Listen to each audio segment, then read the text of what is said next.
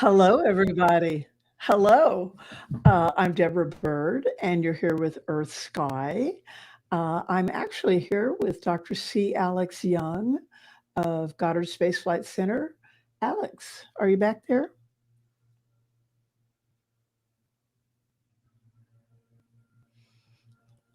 We are going to be talking today about some exciting news, which is that NASA and NOAA this week announced that the sun is indeed at solar maximum.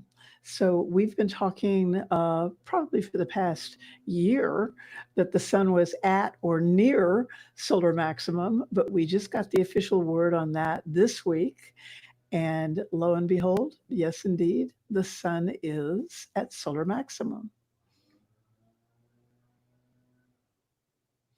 Natalia, is Alex still back there?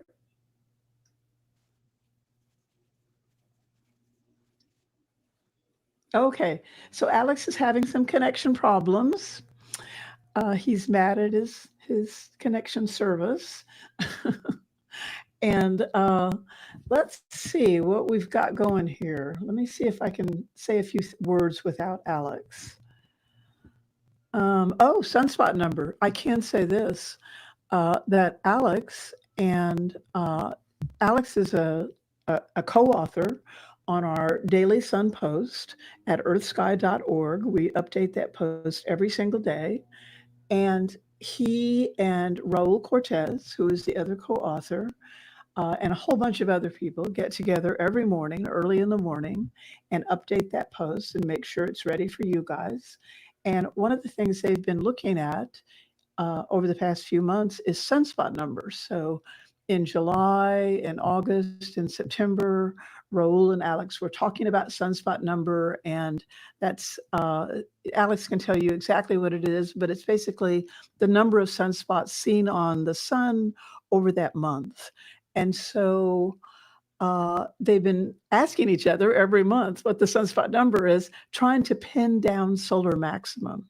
And then Alex told me this week that he's been working with the Public Information Office at Goddard Space Flight Center, where he works as a sun scientist, and he's been helping them figure out that same thing, like where are we with respect to sunspot number, and has solar maximum occurred? So apparently it has, according to the experts at NASA, like Alex, because the NASA and NOAA, the National Oceanic and Atmospheric Administration, there's Alex, got together this week, and they announced that, lo and behold, yes, we are at solar maximum. Hi, Alex. Hello, can you hear me and see me? Yes.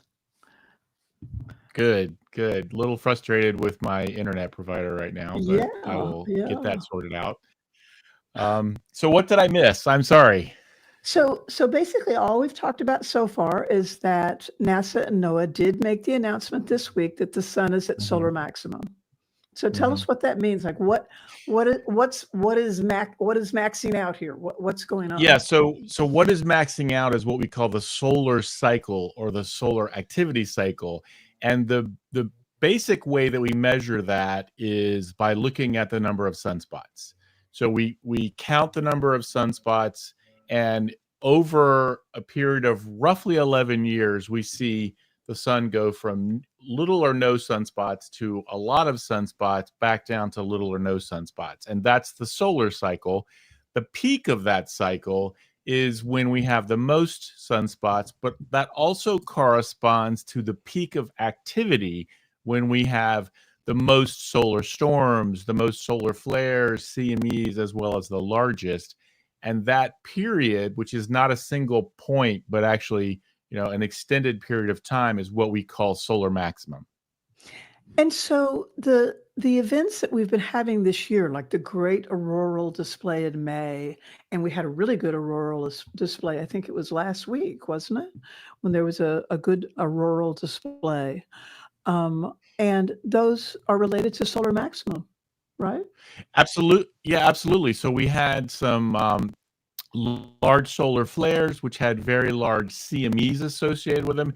And these CMEs are basically the sun burping out these big blobs of material, solar material, and magnetic field that eventually can interact with the Earth's magnetic field, creating a huge electrical disturbance and what we call a geomagnetic storm.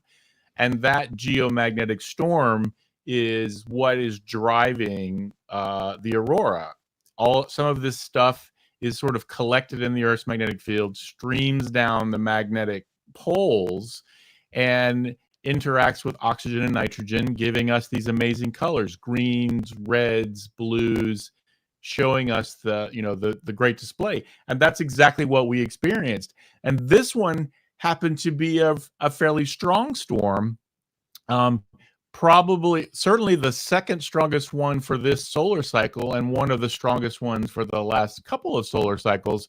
And what that means is the stronger the storm, the farther south aurora actually occurs. Aurora occurs in kind of an oval over the magnetic pole, and that oval extends farther south when the activity is higher. And that's exactly what we experienced. People saw it. I believe some of the lowest latitudes that reported were Cuba. I am in Maryland, and typically we might see aurora on the horizon, but in fact we saw it overhead, because every direction I looked, there was aurora. It was amazing. Yeah, that's really unusual. So that was just a week ago. Right. Yeah. And So that is very cool. So let me go back to the slides for just a second, so you can talk just a little more about that cycle that's going on. So there's this cycle that's happening on the sun, and what's driving that? I mean, what's happening there? well, you showed earlier of the whole a collection of cycles. Some of the cycles are bigger than other ones. Some of them are smaller. Some of them are shorter. Some of them are longer. And what we're Let me go looking at back to that. here is, yeah, that's the collection of past cycles. Right.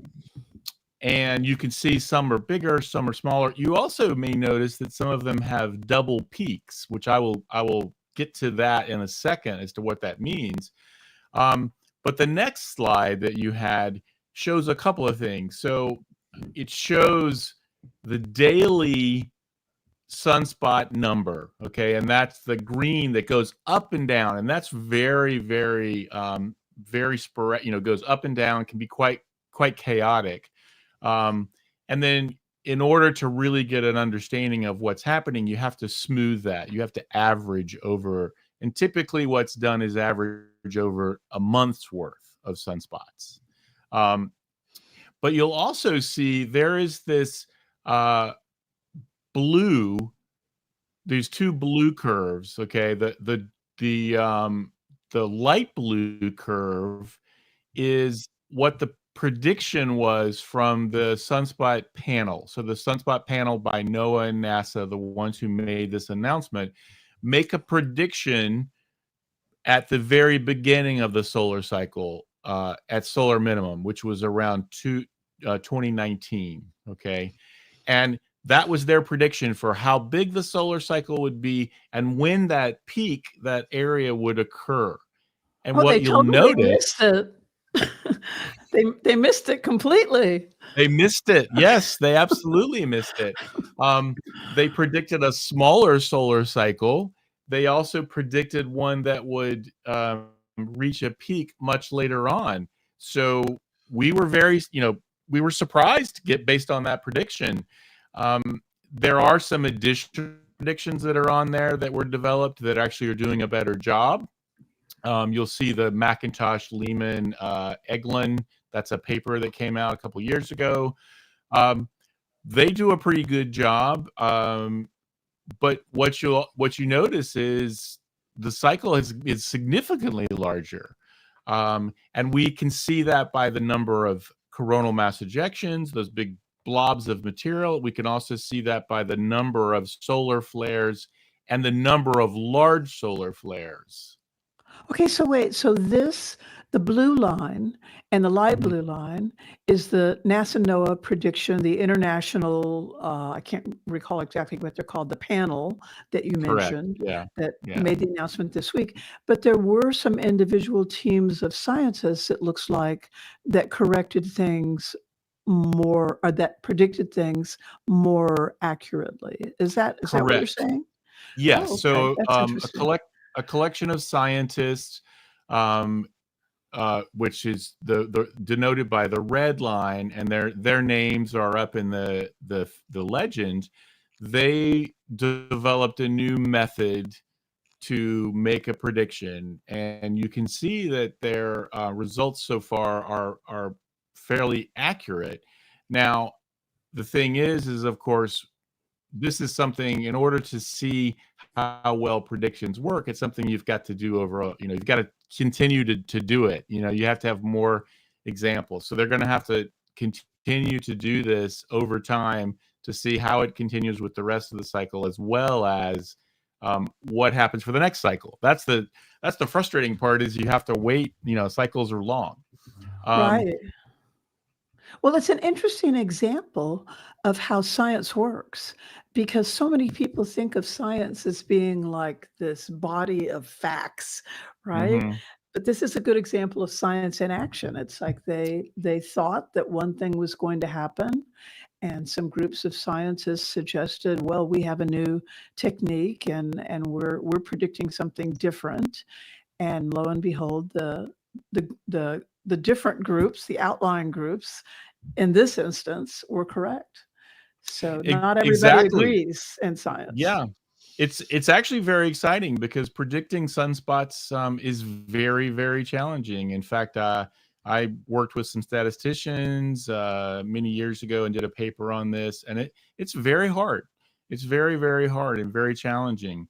The physics that's happening inside the sun that is creating the magnetic field that then bubbles to the surface, giving us sunspots and changes over this cycle is extremely complicated. We do not Yes. understand all of the details of that. And this very important physics because it applies to other stars. It even has applications for the magnetic field of our own planet. Or Right. it could help answer questions like, why did Mars once had a magnetic field, we believe, yet eventually that magnetic field stopped, and that had an impact on Mars's atmosphere over time, and the planet that we see today, Mars, is not what we thought it was billions of years ago. So understanding that physics is incredibly important for a lot of different things within the solar system and beyond.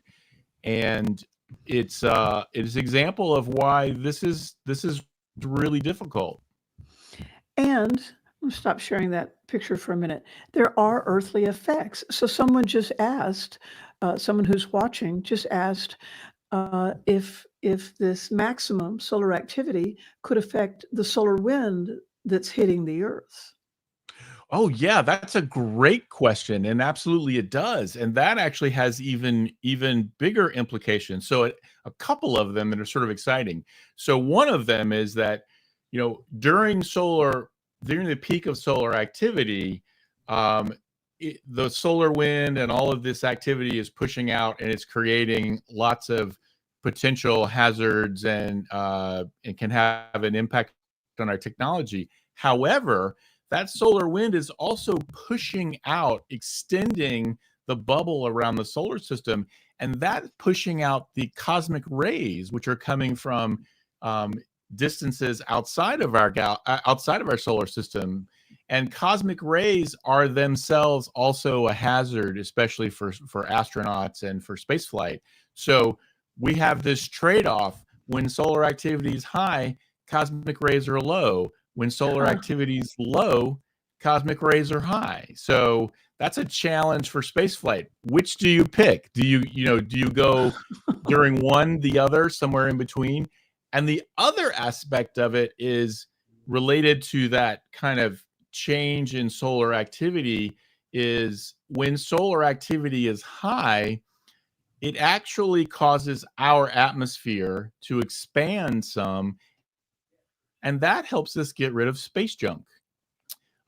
Because if the atmosphere expands, a lot more of the stuff that is orbiting around the planet, and there's a lot of space junk up there, actually experiences drag and burns up. So in some ways, the sun's activity cycle is like a cleaner and cleans out a lot of the space around the Earth. So during solar minimum or a very weak solar cycle, space junk can be a bigger problem. Yeah, that's interesting. So I wonder what's happening right now. Like I guess we should get Jonathan McDowell back on here to talk about that, because we had him on a couple of weeks ago. He's somebody who follows. He does Jonathan's Space Report, where he's following various things re-entering the atmosphere. We'll have to ask him that question if he's Yeah, that would seen an be increase. great. Yeah, I'm sure that that's something that he would be following and is interested in. That'd be fantastic. Absolutely. Well, let's talk for a minute about what's going on to create this cycle, because we talked about the word flip, that the poles of the sun flip. So have they flipped? Yes, they have, and that's an important part of solar maximum. Yeah.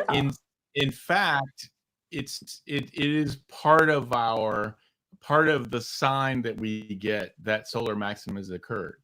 So basically, now we can think of the sun like a big bar magnet. However, in reality, the sun is not a big solid bar magnet, but it's in fact, it's not a solid, and the magnetic field is more like a fluid inside of it. So there are magnetic fields that are churning around. We see those in the form of sunspots. Some of them have a positive polarity or a north polarity. Some have a south polarity. And when those magnetic fields of opposite polarity come together, they cancel each other out. And so that's basically what's happening is over the solar cycle, the magnetic field starts shifting and it starts combining and canceling each other out. And then eventually the basic structure, the overall magnetic field switches. And that takes 11 years, or that takes actually the length of the solar cycle. So that actually means that we have two cycles. There's the 11-year solar cycle, but there's the 22-year magnetic cycle, because the magnetic field flips and then it flips again in another 11 years. So it goes back to the same place every 22 years. Oh, wow. That's so cool. And it's amazing that it's so regular, because the magnetic poles on the Earth are thought to flip as well, but not so regularly. Is that right? And over a Right. much Yeah. longer time scale. Over much longer time periods, they're very chaotic.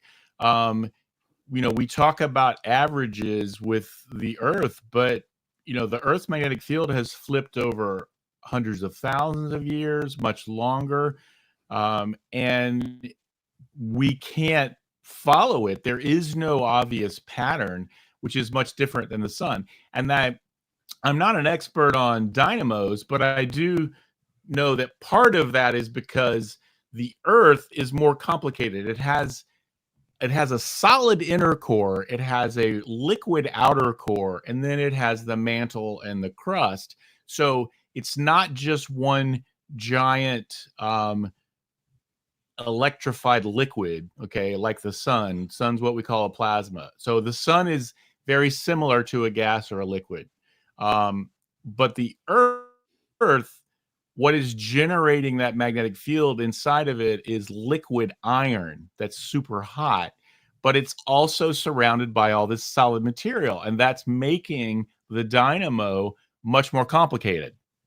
So we thought the sun's dynamo was complicated. Well, in some ways, the Earth's dynamo is more complicated. And so that's another challenge. And I've seen experiments where they actually kind of make a dynamo with liquid sodium in a laboratory. And I've also seen some computer models that are very interesting. But the Earth is, in that context, is much more complicated than the sun. I mean, I'm noticing on this diagram that we're showing here that we're showing south is up and north is down. Do you know in this most recent flip, is the north polarity of the sun aligned with the north You polarity of the know, earth right now, or are they opposite, or do you know? let me think about. I don't actually know, because I do know that for the Earth, um, the orientation of the Earth's poles, magnetic poles, is like this. So, in fact, the southern geographic pole is actually the northern Ah, magnetic pole. don't Um, tell me that. That's too yeah, confusing. because if you follow, so these lines are called magnetic field lines. Now they're not real, because in fact the magnetic field is everywhere, but we make those lines so that we can kind of follow what's going on. Well, in a bar magnet, the lines go from north to south.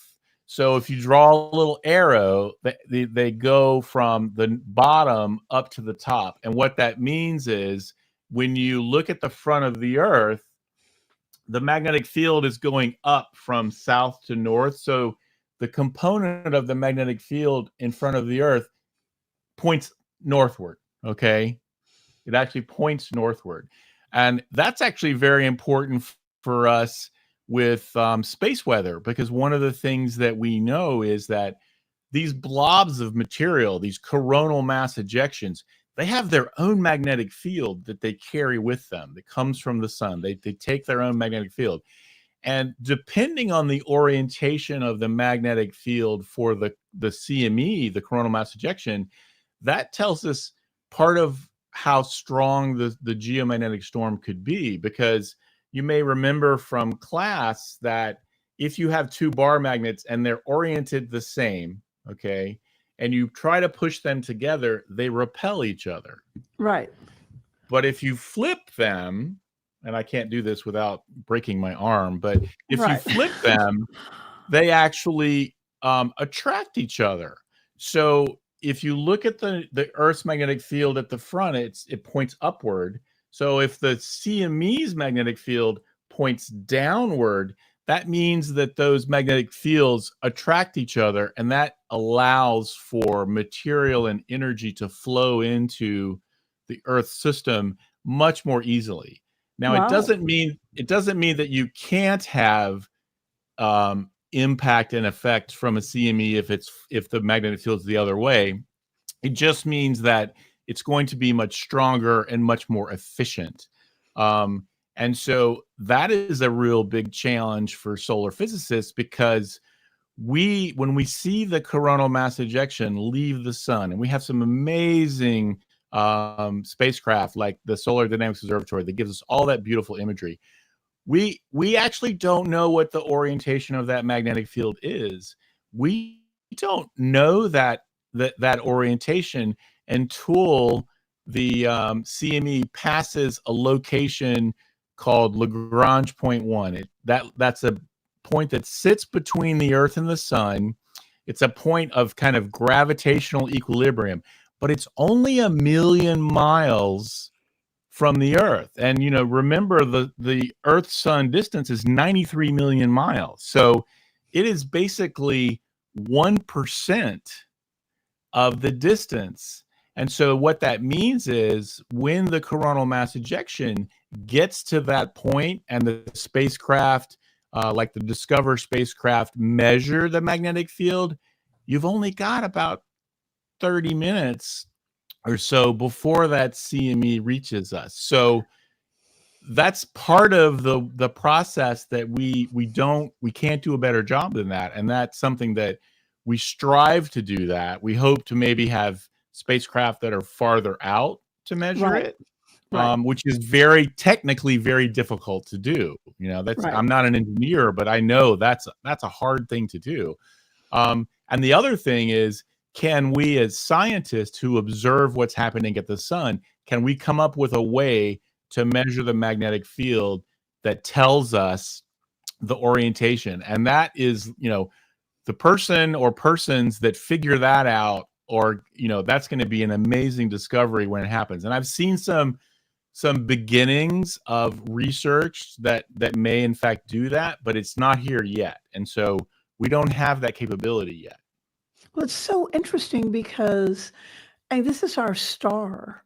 Like, what could be more fundamental to our existence, right, than the sun? And yet it's so intricate. And you think about the astronomers studying all these distant stars, and they are also equally, if not more, intricate. But our knowledge of them is just, wow, we're just scratching the surface of what there is to know about all this Right. stuff out there in the Yeah. universe. It's pretty amazing.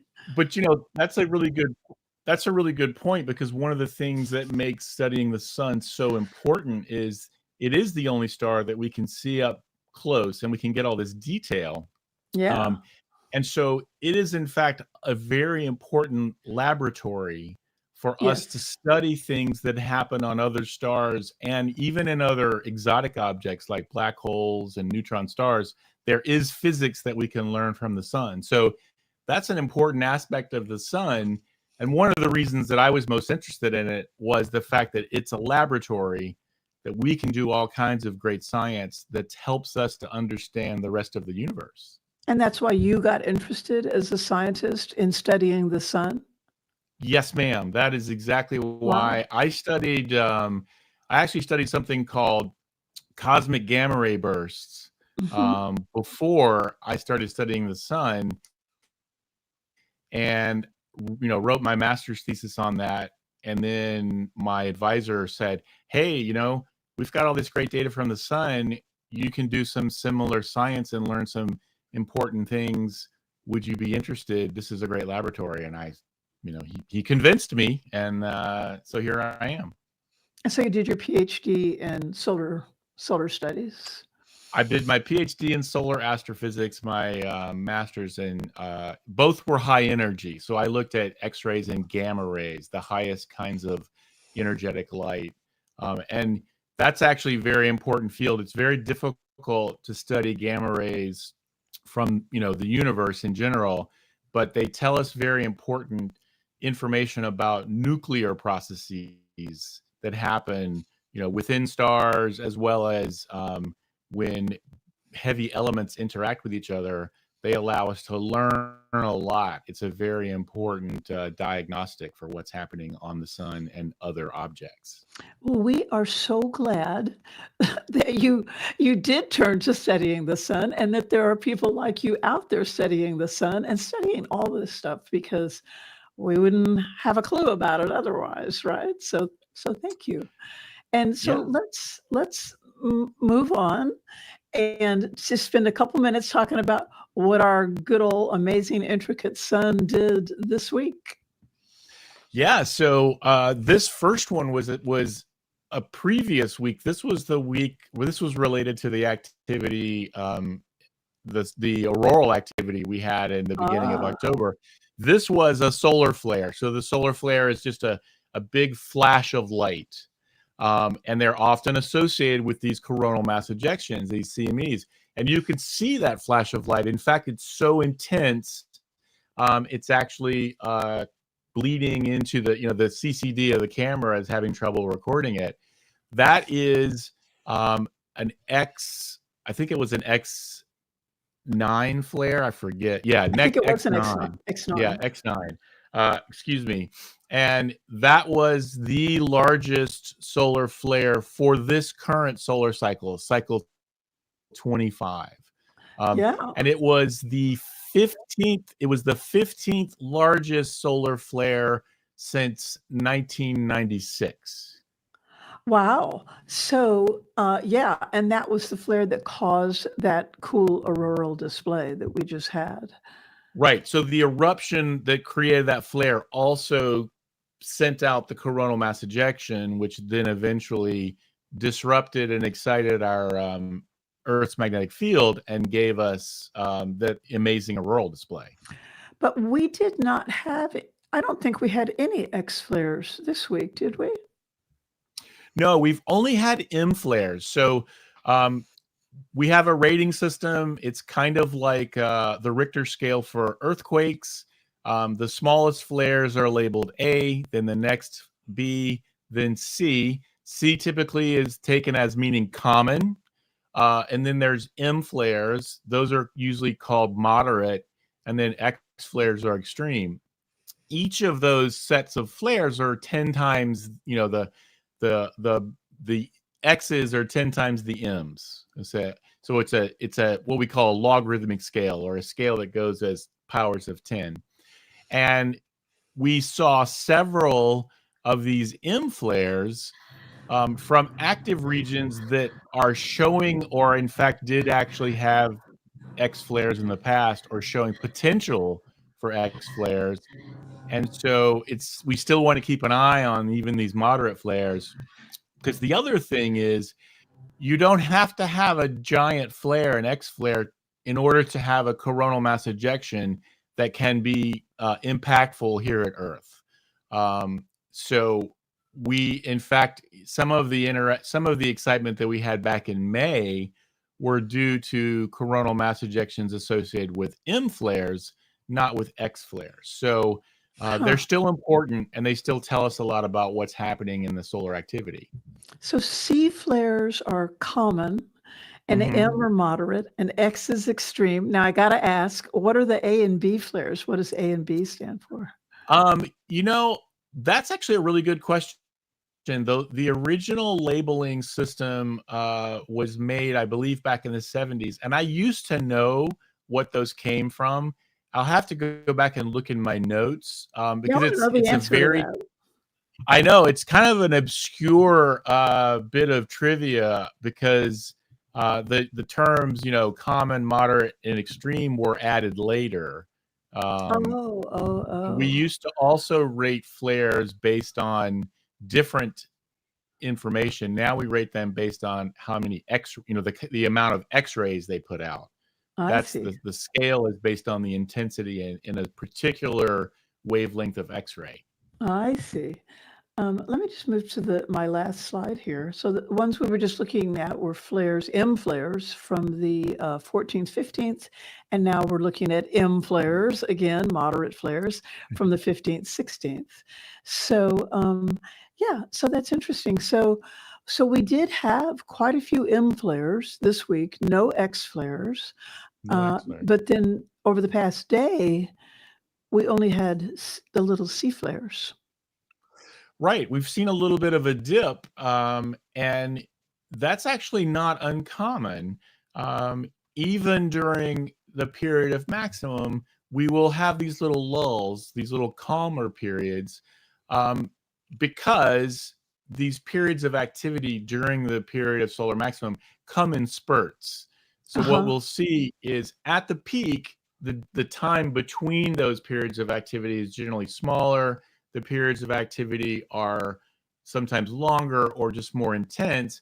And as the sun passes over that peak, passes the period of solar maximum, then we will start to see less frequent periods of activity. But it actually does bring up some interesting bits of information. So you may remember that I pointed out in the looking at the solar cycle from previous cycles, that some of those had single peaks, and some of them had double peaks. And in fact, that's actually some interesting bit of information, because it turns out that smaller cycles typically do have double or even triple peaks. Larger cycles tend to have a single peak. And that also corresponds to larger cycles tend to have shorter periods of maximum activity, usually 1 to 2 years, whereas the smaller cycles are about 3 to 4. So we actually think this cycle 25, will possibly have about 3 years. The previous 3 to 4. The previous cycle was even longer. It was a much smaller cycle. So all of that is part of the interesting physics that we don't fully understand. And so this cycle, how does this cycle rack up so far with respect to the very strongest peaks that we've seen? Well, so it's easier to compare this cycle to the last cycle. So this cycle is so far has produced about double the number of M and X flares to the last cycle. And the last cycle, for some perspective, the last cycle was the smallest cycle in 100 years. Wow. So we had very many much larger cycles, especially in the 40s, 50s, 60s. We had some big ones in the 90s. And then they started to become smaller and smaller. And one of the things that's important is trying to figure out that pattern. What are the patterns? One of the things that I find fascinating is we've been studying sunspots in detail for only about 400 years, which sounds like a long time. But when we think in terms of the scale of the sun's been around for about 4.5 billion years. Yeah, and we've only been studying them with spacecraft since the 70s. Past few decades. Yeah. So a lot of times you'll hear people say this cycle is odd or this cycle is big or small. Right. But do we really know that? I mean, we haven't been looking at the sun really very long, Yeah. So yeah. So what can we're going to go in a few minutes, but what can we expect? Is this maximum going to go on for? We don't know. We don't know what to expect, or do we? Don't know. Well, we don't know exactly, but we do have some idea. So based on the experience that we have, we have an experience of 24 other cycles. So based on that, we do expect that we do think this cycle will have 2 peaks. And the reason for that is that the northern and southern hemispheres peaked at different times. So we saw the southern hemisphere peaking earlier, the northern hemisphere peaking later. That's going to give us these 2 peaks.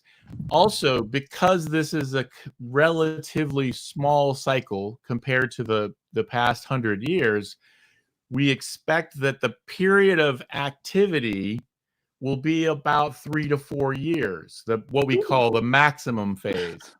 And so we've only been in the maximum phase for approximately 2 years. So that means that we're going to have 1 to 2 more years of an active sun. Exciting. That's exciting. And there's one other interesting bit of trivia with that. The other thing is when the sun starts to go into its minimum phase on what we call the decline, we have looked in the past, and many of the largest events that have happened in solar cycles happen on the decline, not during the maximum. So Great. It may mean we get some surprises after the maximum as we then head towards solar minimum. So, Alex, if here in Austin, they have all these trivia nights, and people go to trivia night and they go to a bar and they answer trivia questions. If they ever have a sun trivia night, I want you and your wife Linda to come on down to Austin, Texas, and the 3 of us are going to mop up. I love it. I love trivia night, so I'd love to do that. Wouldn't that be fun? Oh, we won't tell them you're a heliophysicist. We'll just keep that under our hats. Okay, we're going to let you go. This is EarthSky. You've been watching our sun news of the week. I'm Deborah Byrd. Thank you so much for joining us. We hope you will be back with us on Monday when we'll be talking again with Dr. Michael Kuipers, who is the project scientist on the Hera mission that just launched to the asteroid Dimorphos. And Dimorphos is interesting because it may be the only asteroid that has released debris thanks to us on Earth firing a spacecraft at it and crashing into it. It's the only asteroid that we know of that has been caused by us to release debris that may turn into a meteor shower. So we're going to be talking about that human-made meteor shower on Monday with Dr. Michael Kuipers. And EarthSky live streams are nearly all at 12:15 p.m. Central Time or 17:15 UTC, and we hope to see you back here. One Earth, one sky, EarthSky.